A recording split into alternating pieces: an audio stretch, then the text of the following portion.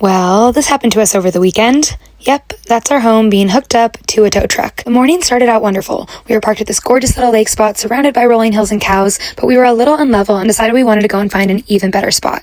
So we packed up our bus and hit the road. We thought we'd only be driving for 10 or so minutes, so we decided to drive separately, meaning I was driving the bus while my husband followed behind in our tow car, which was going great at first until we came upon a 12% grade dirt road. Our bus was driving slower than usual, which I figured was just from the steepness, but suddenly the bus completely lost power and started to roll backwards. This was absolutely terrifying considering I had my 2 dogs on board and Owen in the tow car right behind me, but thankfully I was able to pull the air brakes and we came to a stop. After collecting ourselves from how scary that all was, we decided to give turning on the engine another go, but it wouldn't turn over and we knew it was time to call a tow truck, which is a nightmare situation. At around $250 an hour and the nearest mechanic shop being 2 hours away, we were looking at a $1,500 bill for the tow and probably another $500 minimum for labor on the mechanic. But thankfully, as we waited and waited for the tow car to show up, I remembered that we only had a quarter tank of gas and I hypothesized that we were driving on such a steep angle, all of the gas must have tipped away from the fuel pump. So when the tow driver got to us, we asked him to just tow us to the next flat spot, and sure enough, with a little starting fluid and revving the engine, we were up and running again.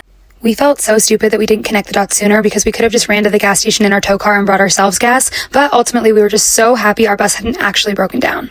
We did still have to pay $500 to the tow company, but girl math states that since we would have had to actually spend like $2,000 if we needed to go to the mechanic, we actually made money. So with all that said, we've learned to never look for a camp spot again with less than a half tank of gas and to always carry a little extra diesel on us.